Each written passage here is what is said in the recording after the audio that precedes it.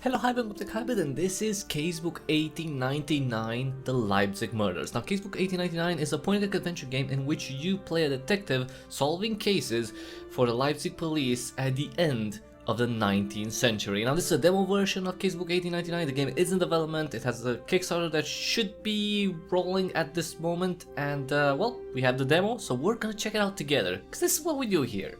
We play awesome games, and we have one case to solve: the madcap motorist. Alright, let's go. It's loading, it's loading! Madcap motorist.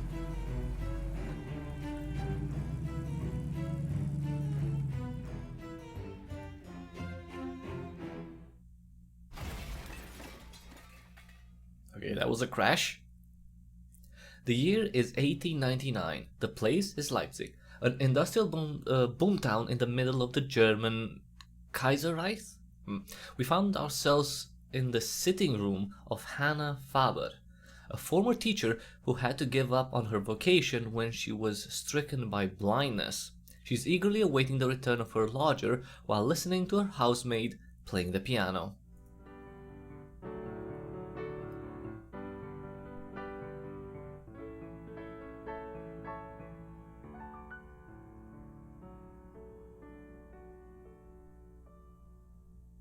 No, keep playing. Keep playing. Now, if I play more, my fingers will get knotted. Oh, that's alright, Gretchen. You played very beautifully today. And besides, my lodger will probably be coming home soon. And pass the time with his stories. I wonder what adventures did the inspector experience today. The reports of his investigations are always so captivating. Well, Gretchen, you haven't been secretly listening to the door, have you? By the door. That's not really proper for a maid. I didn't mean to... I beg your pardon, Mrs. Faber. I'm only joking. If you wanted to listen to the inspector's stories, you can simply leave the door open. During the summer, the draught is always welcome anyways. And if I'm not mistaken, I just heard the inspector's key enter the lock. That's us. Good evening. Sorry, that was. Good evening, Mrs. Faber, Gretchen. Let me sit down for a spell. My investigations led me through half the city today, but at least the hard work paid off. Does that mean there is now one less criminal roaming the streets of Leipzig? Well, hopefully. Well, you don't really care to give breaks to a worn-out inspector, do you? However, the storytelling should pass the time until dinner. Probably best if I start it right now.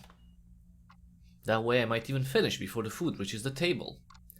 It all started this morning in my office in the police station. I stood by the window and looked out at the colorful hustle and bustle of... okay, whatever that is. I'd lost myself in my own thoughts and had to make an effort to get back to work. So he was slacking off, basically. Leipzig, summer 1899. A very nice day, bright, lots of busy people, and us, well, we're just staring out the window. Enough daydreaming. I should really be getting back to work. Alright, click on the ground to direct Inspector Kreiser to the indicated location. Pretty standard. Objects with a magnifying glass displayed over them can be examined. Click on them using the right or left mouse button to examine them. Like whatever this is. The certificate commemorating my appointment as an inspector. It makes me proud whenever I see it. Oh. I hear the door. Wait, 1 second. As befits a civil servant, the emperor hangs prominently on my office wall. Right. A somewhat kitschy landscape. The mountains radiate a peculiar calm. Somebody seems to be at the door. I heard it. Objects with a hand displayed over them can be used. Click with the left mouse button to either use or pick up an object. Click with the right mouse button to examine it. Someone seems to want to use the door. I should probably open it. Jesus, my chair is very squeaky. I locked the door so that I could work undisturbed. So I need the key. Well, I don't have the key? I guess I don't have the key. I usually hang my keys on this board. That way I won't lose them. But now there's nothing hanging there. Very strange. It is strange. My houseplant. It could do with a little water, guilty as charged. Yeah, and put it closer to the window. What's this? The helmet from my time on patrol. I don't quite care to think back on it. I never had the money for proper shoes back then, and I always felt the cobblestones through my soles.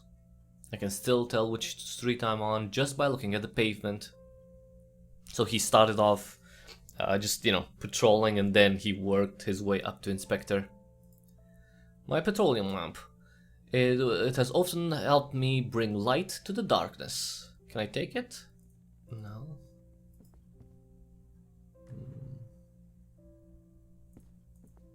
My desk, maybe? No. The outside? Through the open window I can see the colorful hustle and bustle of... I'm going to assume that's some sort of, like, market street or something? Okay. So how do I open the door? The key should be hanging on the board next to the door, but it's not. I looked at it already. Wherever could it be?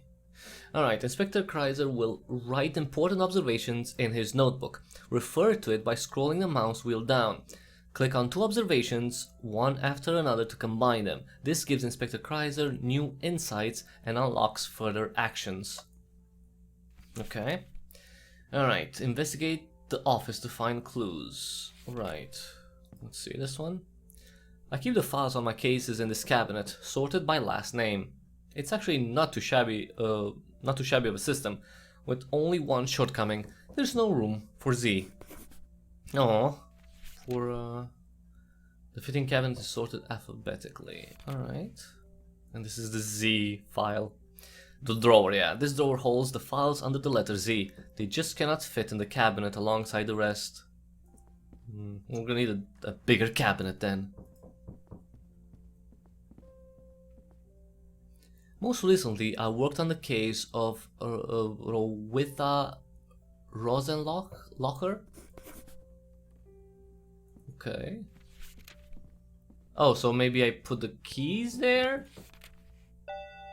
There we go. I may have put the key in place of the Rowitha Rosenlocher files in this morning. Okay, let's search R. I open the drawer. Okay, you look at the drawer? Oh, indeed, the key is in the drawer. Well, pick it up, man. There we go. I got the key. Nice. Finally. Now, scroll the mouse wheel up to open the inventory. You can then right-click on an item to examine it. Left-click to use it with another item in the inventory or in the game world. Okay. There we go. We have the key. That's a pretty small inventory. Just four slots. Alright, well. Patrolman Whelm. Nice to meet you. Nice to see you, actually. Inspector Kreiser can talk to people who have a mouth displayed over them. Alright. Patrolman Whelm. A good man who has what it takes to be more. It seems... he seems to want to tell me something. Good morning, Inspector Kreiser. You have a new case. Another one? What have we got this time?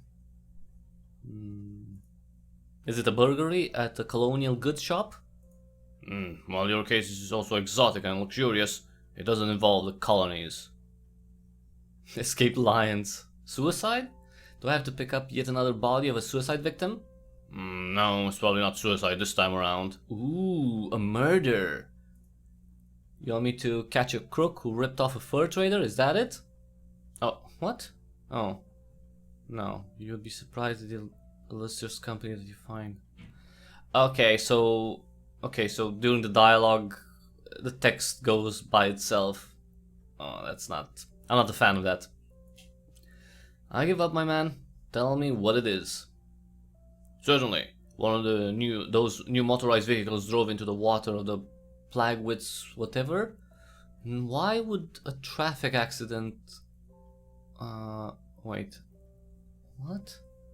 Well, then I'll be right there as soon as I get my hat. Go ahead and secure us a carriage. Okay, so there was an accident with a car. I don't like that the text just goes on its own during the dialogue phase. I just want to click anyway.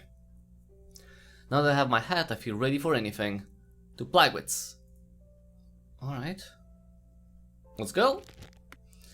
Alright, click on the exit to call up the map. Inspector Chrysler can use it to travel to new places. Alright. So, okay, this is the police station. And we have to go to Conneritz Bridge. And check out the accident there. The car accident. I need to read faster while... Whoa. Ah, Plagwitz. Where you can never see the sky. Not even on sunny days due to all the smoke. Okay, so it's a factory. And who do we have here?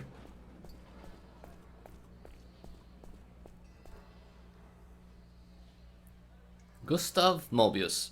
What brings the prosecutor to the scene of a traffic accident? My dear friend, this is by no means an ordinary accident. Okay, what do you know? Because this is the first dead body we've had to recover from a motor vehicle?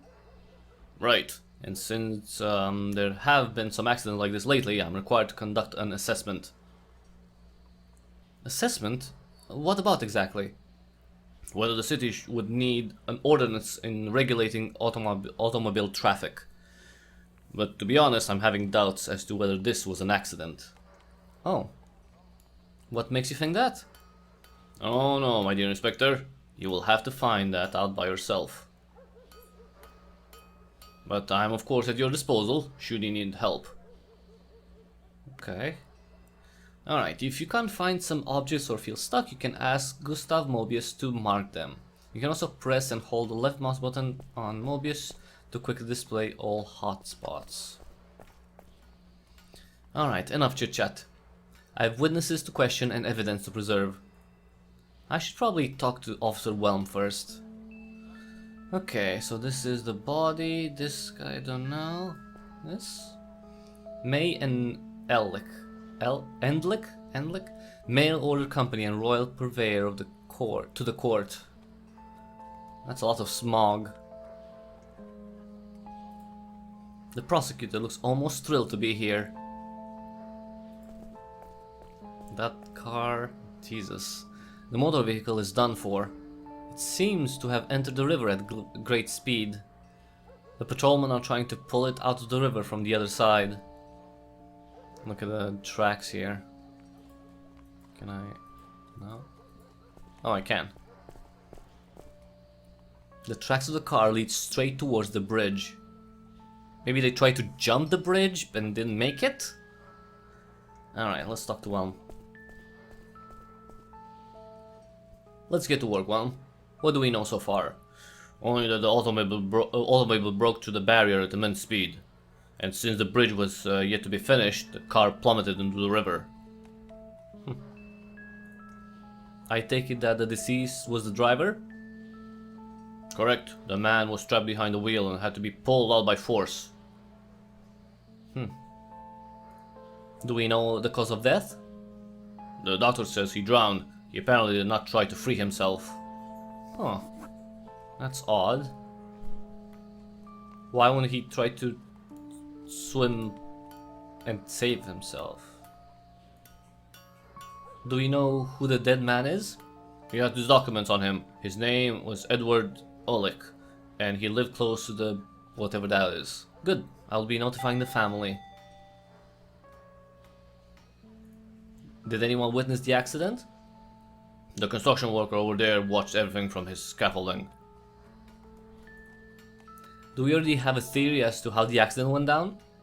The brake hand broke, and so the driver had no way of stopping the motor vehicle. I have instructed the patrolman to not touch anything, so that you can see for yourself. Oh, good thinking, one. That will be all for now. At your service, Inspector. Alright. That's the barrier. Let's check the body. The man seems to have drowned. He also has a pretty nasty head wound. A head wound, huh? Driver drowned, suffered a head wound. Okay, but was the head wound because of the accident, or was that from before? Look at that. A small box sits dangerously close to the edge of the scaffolding. I can't reach it. Okay. Next to the construction site is a large pile of sand. I wonder what it's used for. Cement, probably? Make cement? The toolbox is full of tempting tools. Oh well, it's an adventure game, dude. Get a screwdriver. As tempting as the toolbox is, I need a good reason before rummaging through it. Right, and this? Oh, this is the belt. The brake band of a motor vehicle. The ends look smoothly cut though. Oh! So someone cut the brakes line. Which means it's not an accident. That's what... Okay. The brake band of the motor vehicle. The ends look smooth. Okay, so that's why... that's why the guy said that it was not an accident. Now I know what the prosecutor meant. Right, exactly. Something doesn't seem to be right here. Alright. Do we have the... Okay, we have this. Okay. Let's talk to this guy. And you are? Hungry.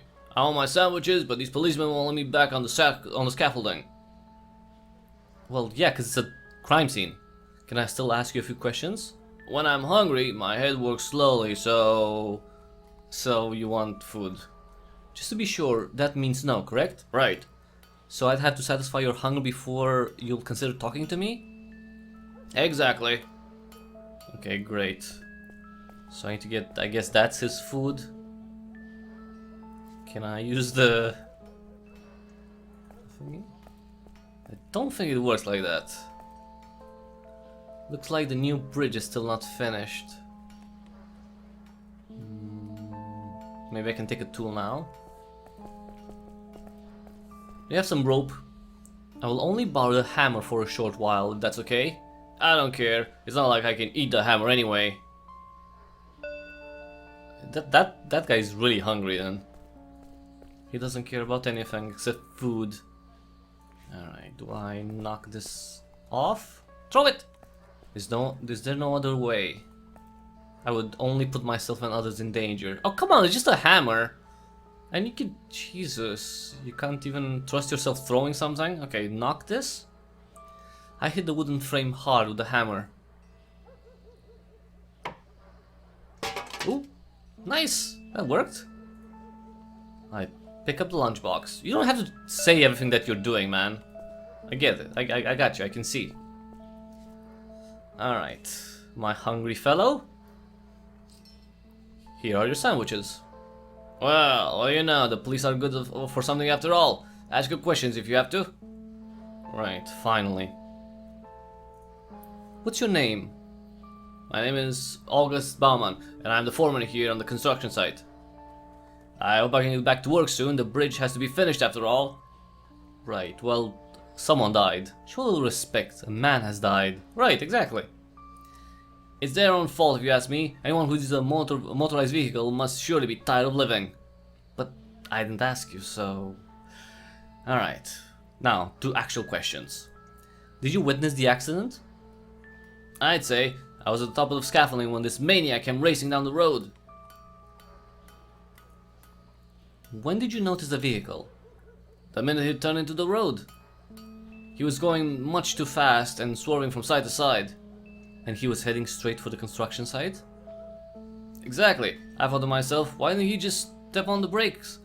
But by then he was already too late and he had crashed into water. I was so scared I almost fell on my scaffolding. Yeah, poor you. The bridge is still not finished? As you can well see, and for the very dim-witted, We have put up barriers too. But that didn't stop this driver from going towards the bridge at full speed anyway. Right. Let's talk about something else. Fine by me. As long as you eat, right? Consult the notebook.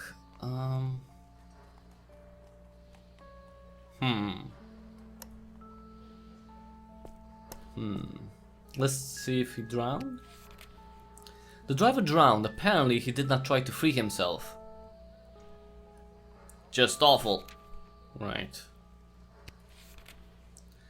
The driver must have suffered a head wound when his car breached the water.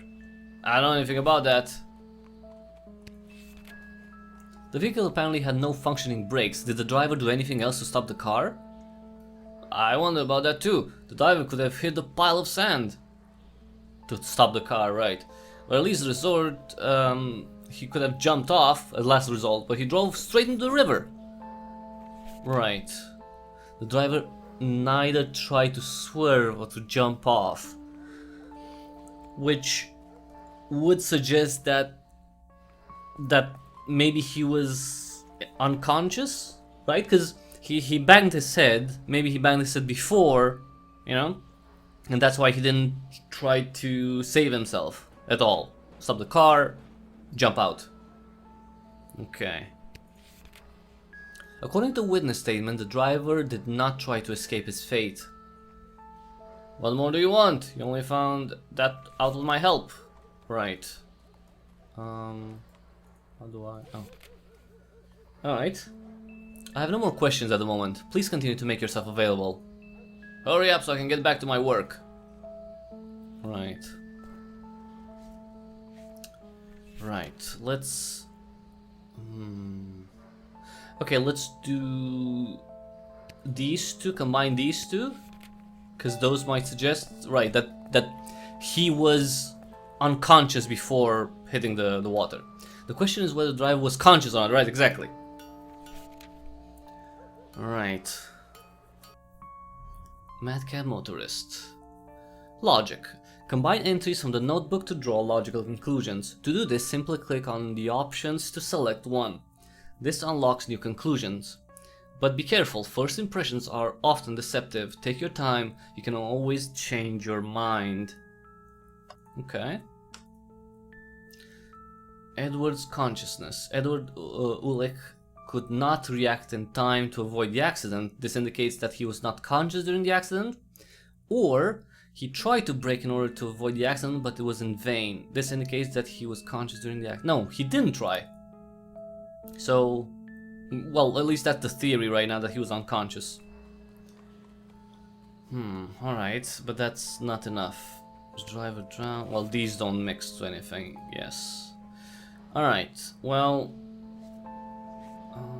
let's go talk to the deceased family.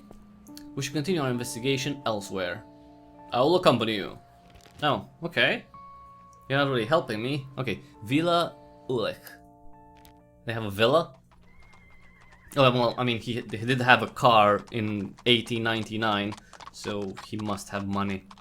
Well, he had money because he's dead now.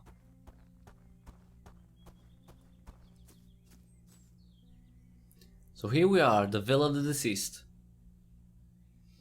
And there we have the wife, who is now an unsuspecting widow. Right.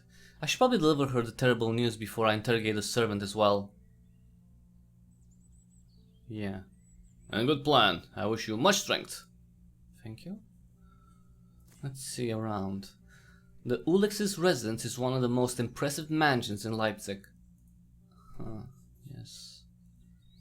What's this though? A bowl? Water? There's some berries in a small bowl. Someone must have picked them from that bush up there. Which bush? It's not a bush, right? Oh, this bush. Some nice plants cover the outer wall of the garage. This bush right here. In one corner of the garden stands a small bush that is bearing black berries. You better not touch them. Belladonnas are deadly. They are highly toxic and can lead to hallucinations, paralysis, and even death. Really now? Huh. Looks like some of the fruit has already been picked. Hello? Hello. Who collects belladonna? Well, maybe someone who wants to... A bowl of daddy belladonnas in the garden. Can I combine it with... this one? No. No. Although the woman is handling gardening tools, she is easily recognizable as a lady.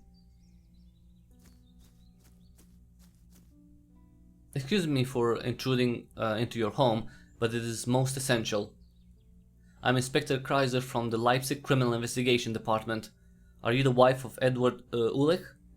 That's correct, I'm Emma Ulich. Please tell me what it is that you want from me. Well, I regret to inform you that your husband had an accident with his motor vehicle. He had an accident? How dreadful! Is he alright? Well, unfortunately, he died at the scene of the accident. I'm sorry, but I'm afraid I have to ask you a few more questions. Alright, I will try to help you where I can. Can I ask you a few questions about your husband? Sure you can, if you think that will help you. Your husband drove a motorized vehicle, which is still a very unusual and novel means of transportation. He was completely infatuated with that toy. I always told him that it would be the death of him. It's not easy to always be right, you know. Well, we have yet to see what the exact cause of his death was. That is why I'm here.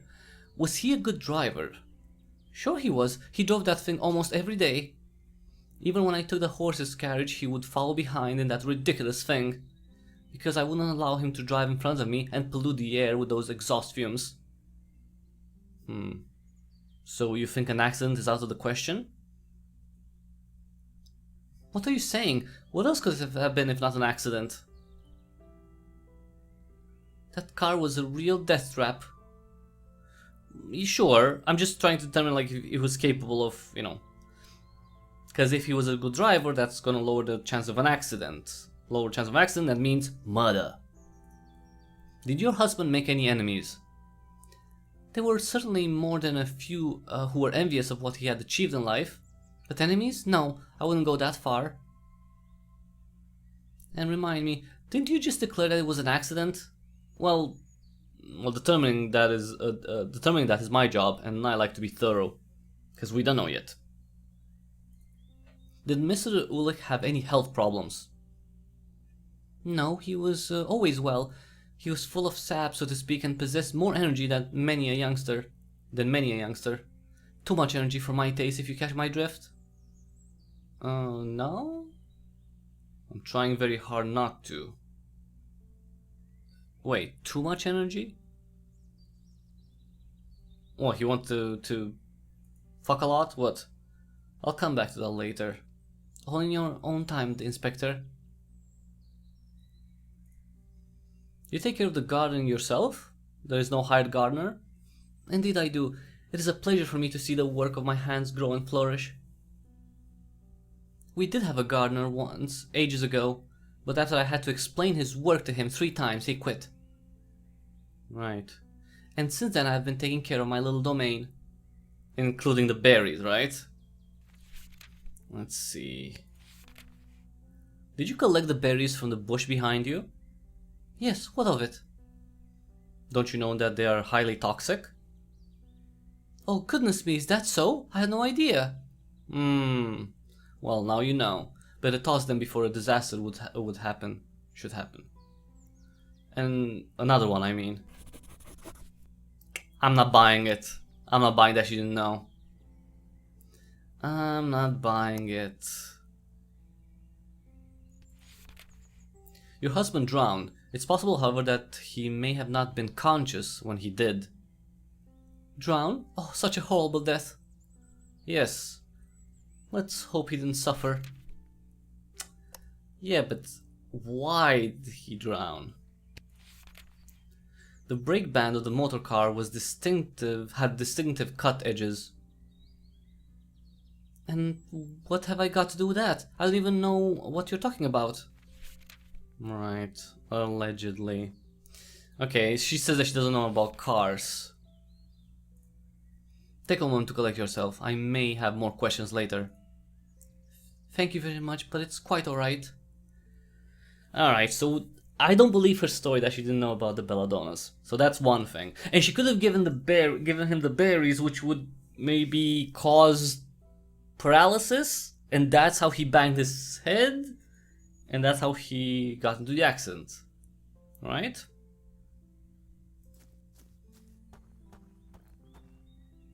The traces of a wagon are visible on the floor. The search for the horse tracks, however, let alone the wagon itself, end up in vain.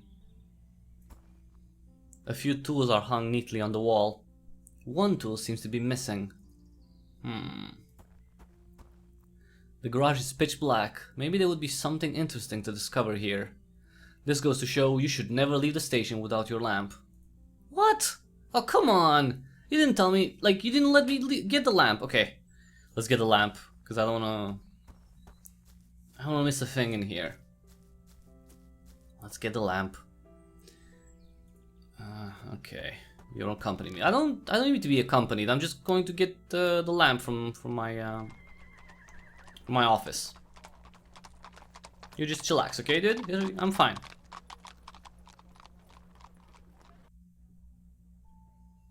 You have it good in your office. Right, well. I pick up the lamp, one never knows. Okay, we got the lamp. Wait, is there anything? No.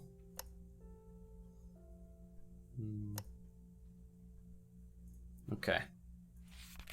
Let's go back and check what that garage has. Oh no, not the bridge. No, sorry, I clicked on the wrong one. We have to go to the villa and ask that that worker. Sorry guys, let's get out of here. Sorry, I don't want to see dead body anymore. I mean, you can clean up, I guess. I don't think we have anything else there, or maybe we have. Maybe that's the thing. Maybe that's why the scene is still available. Alright, let's go here and use the lamp.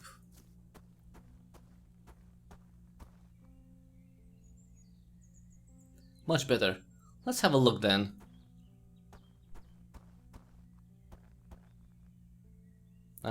What do we have here? A pair of scissors. The blades look quite battered. Huh. Wait. Do they match this tool shed? This tool thingy? This is where the scissors should be. Okay, so it came from there, but it cut this. The edges of the tear on the brake band look like they would match up with having been cut by the blades of the scissors. Could they have been tampered with? Ooh, interesting, right? Okay, let's combine these two. Yes. The brake band either broke on its own or someone helped it along. Yes. That's sabotage. Torn brake band, sorry, not hand. The edge of the brake band match Max Topher's scissors. He cut the brake, but who's Max Topher? Let's put provoke an accident. Cut brake band. Oh, maybe this guy is Max Topher, but I didn't get his name previously. Okay, that's fine. Let's talk to him. Good day, my name is Josef Kreiser. May I ask you what your connection to Edward Ulick is? You may, but do I have to answer? Well, I imagine you must. I'm a police inspector and I'm here on a serious matter. Well, in that case, I am Max Topher, Edward Ulick's mechanics. Ooh, mechanics, so he knows about cars. I regret to inform you that Mr. Ulick is dead. What happened?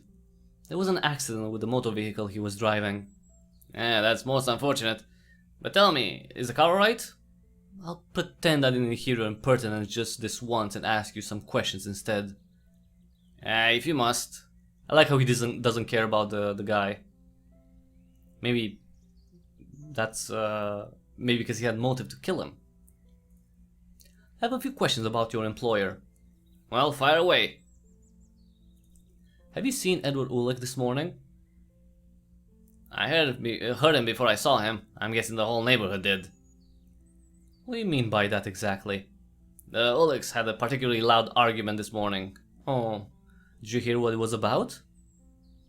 It's hard to miss, but I don't want to sling mud. You'd better talk to Mrs. Oleg.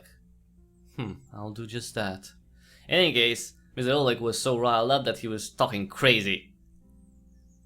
I had a lot of trouble concentrating on my work. Okay. How would you describe Miss Oleg like an employer? How's that saying go? We shouldn't speak ill of the dead? Then I'd better not say anything. But one should always tell the police the truth, that's another saying. Well, when you put it that way, he was a miser and an extortionist. Wait, what? Let's get back to that? How would you best describe the Olex's marriage? I wouldn't at all, if you don't mind. I'm still in the Olex's service. You could help solve a crime. Very well then. The marriage was not very harmonious. The two quarreled more often than they reconciled. Right. What would they quarrel about? For that, you'd have to ask Mrs. Ulrich. Sorry. Okay, so... Right. So we might find motive because they were arguing, the spouse. Now, let's see. Let's talk about the motor vehicle. But of course. This is the one thing I love to go on and on about. Have there been any troubles with the motor vehicle lately? No more than a horse and a cart would. Don't believe anything you read in the papers. The future lies in the motor vehicle. Count on it. Well, at the moment, however, they are still rather awkward and unsafe, aren't they? There are always little setbacks at the beginning. Just think back at the first locomotives. It was argued that they were harmful to humans and will certainly not prevail. And now there's hardly a village without a railway station. I'll give you that. At some point, everyone will come to own a motorized vehicle, believe you me. Well, not everyone, but yeah, they're gonna be more common. Was the car in good working condition? Are you trying to insult me and insinuate something? That car was always in good shape. There was never a screw that wobbled or a wheel that squeaked. I simply wouldn't have allowed it. Except for that freaking brake band. How would you rate Edward Ulrich as a driver? One of the best in Leipzig. He could drive from here to Taucha without even killing the engine once. Okay, I don't know what Taucha is. Let's talk about something else. If we must. Let's see. Let's ask about... Oh, do we have anything? Wait.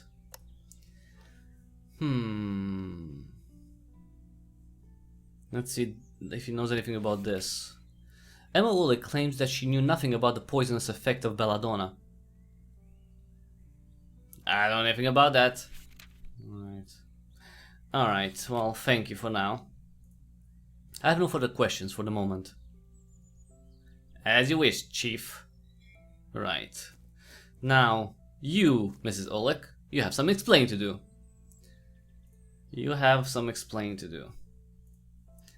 Has Max Stouffer been working for you a long time? Yes, indeed. Now you have to look for a new job, it seems, poor man. He only took care of the motor vehicle, and without that there is nothing for him to do here. Right, so he's gonna get fired. My husband reprimanded him quite a bit, and even withheld some of his wages at the end, I believe. But I was quite fond of him, even he only had the motor car for a little while. Wait, there was a fight between them? What about, do you know? It was about a scratch on the car, the repair of which was to be paid out of Max's wages. Oh, really now? But you'd best ask the man himself. Is she trying to throw Max under the bus? Like just to throw us off? Throw us off her scent? Let's see. It seems Mr. Ulrich was so enraged this morning, the morning of the crime, that he was out of sorts. I don't know anything about that. Really? You had an argument with your husband this morning? How did you figure... Ah, I get it. Max probably didn't have his loose mouth under control once again. Well, It is true that the last words I exchanged with my husband were spoken in anger. But what was the argument about? What is it always about? My husband unfortunately never took his marriage vows very seriously. Oh, he was cheating, okay. And that's motive. Meaning, my god, do I have to spell it out for you? He was one unfaithful bastard. So he decided to kill him. Although I probably shouldn't be saying that now that he's gone. No, this is relevant information. Kept several mistresses. Edward Ulrich was not faithful to his wife, and she knew about this too. Do you have to rub my nose in it? No, sorry, no. No. Thank you. Let's see if we can combine these. Argued and mistresses. Yes, that's motive. That is motive. How jealous was Emma Ulrich really enough to commit murder? Maybe. That's a possibility. Emma's motive. Edward Ulrich's wife knew of his constant womanizing. After all, it repeatedly led to arguments in their marriage. It's possible it became too much for her and she finally put an end to the stories. Maybe. That's possible. Oh, sorry. Unconscious. That is possible.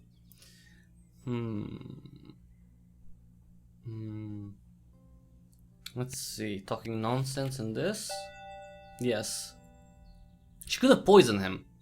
Did Emma Ulrich know about the harmfulness of belladonna or not? Maybe.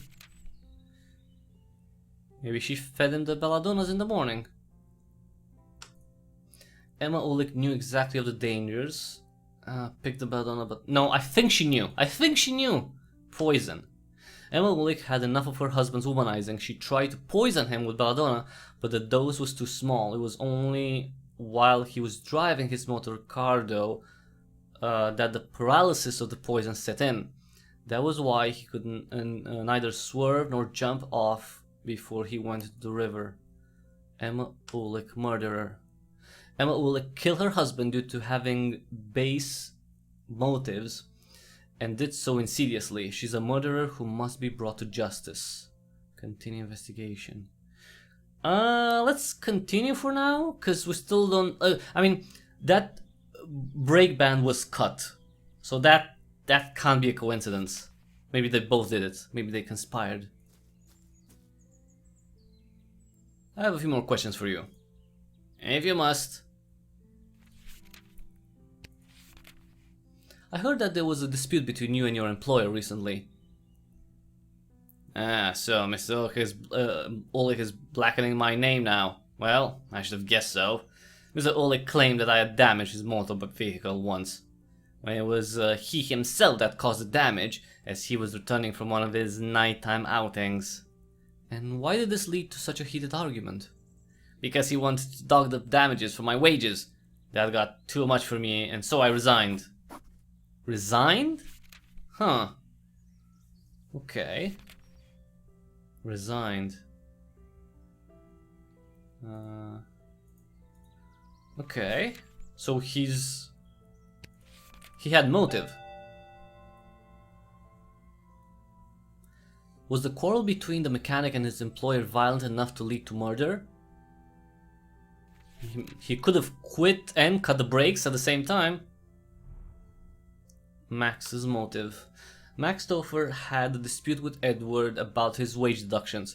He was left to pay for damages to the motor vehicle out of his own pocket. It's possible this infuriated him so much that he decided to terminate not only his contract, but also his employer. Maybe. Maybe. Do we have any connection that's not... Can I show him? Oh no, I don't have the... Wait, why don't I have the stuff in the...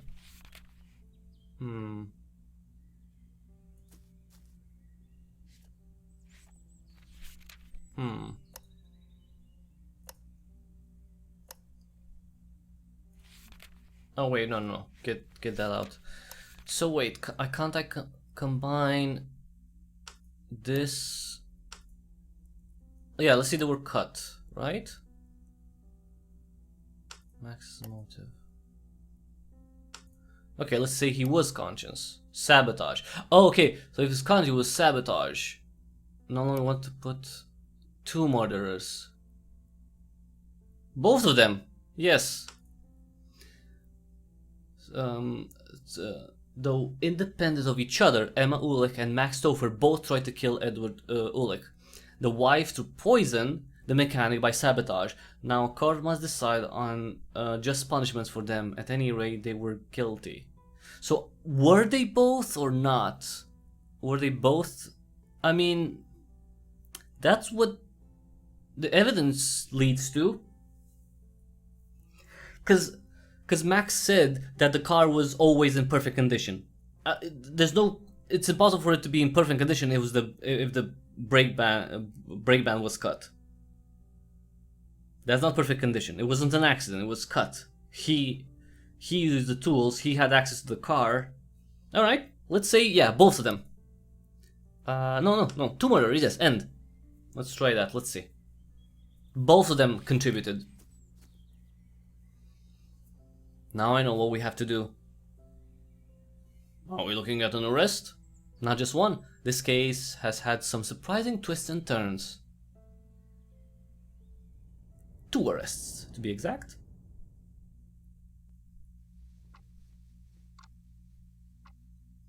And so I had no choice but to arrest both Emma Ulick and Max Stouffer. I guess she couldn't take her husband's constant womanizing anymore, and decided to put an end to it once and for all.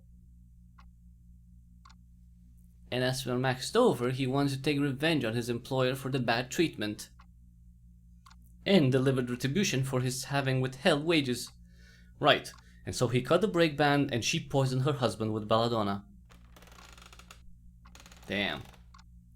That's why Edward Ulick could do nothing except but wait for to be drowned in the Elster. But who is really to blame for the death? Well, both of them. Well, fortunately, that's not for me to decide, but for a court to have the final say. But you still deserve the utmost respect for having solved this obscure case. I mean, it's not that obscure. The police of Leipzig are truly lucky to have you in their service. Oh, thank you. Not just anyone would have recognized the truth there. And congratulations, you have finished the demo for Casebook 1899, and you, spelled Y-U, found the right solution as well. You seem to be a natural. Yes, well. And that was everyone. That was the demo of Casebook 1899, the Leipzig Murders. Now, if you're interested in the game, just check the link in the description below. Go to the game's Kickstarter page and you can support it so it can be finished. And I guess, you know, not only finished, you can also get voiceovers, I believe, in English and German. And yeah, you know, we have to really see the next. I'm really interested in the other case. I don't know how many cases are going to be. Maybe 3 more. I don't know, but an interesting little girl in Monsterland. An interesting case nonetheless. It's the only thing that I could criticize really about it is that during dialogue, you know, the text just goes on its own, like it's automatic. So okay, I see 3 more cases with over 4 hours of playtime. So the next cases are going to be a lot bigger than this one. I mean, this one took us like 50 minutes. So okay, that's well, I guess, yeah, every case would be an hour or so, except for the first one, which is easier, I guess. It would probably be the easiest one. But yeah, we solved it! We have 2 people who contributed to the murder. That was everyone. That was the demo version of Casebook 1899. Thank you so much for watching. If you like this video, please give it a thumbs up real quick. If you like what I do here, subscribe, check out the back catalog, check out YouTube, BitChute, Odyssey, Rumble, because I'm on all those platforms, and you can discover tons and tons of cool games that I've you know, recorded videos of. I did live streams, and you know, after you check out the back catalog, see the ways through which you can support me so I can continue doing the game, all this game coverage and more for a very long time. The best way to support me is to join my locals community at cryptichybrid.locals.com. The link is also in the description below. You can join for free. and become a member, and you get all the public posts that I make on there. Or you can become a supporter. That is $4 a month, but for those $4 a month you get tons of perks like early access to videos, you get support only live streams, you get to decide what I play every Monday on live stream, you get behind the scenes content, you get to ask questions for future interviews that I do, you participate in game giveaways, and you can request topics to be discussed by me either in a regular live stream or a supporter only stream. That was it for Casebook 1899. For this, I mean, I guess it's a preview because I do want to cover the game when it's released as well. Thank you so much for watching. Check out the Kickstarter to support the game, and until the next time we see each other, have an awesome day.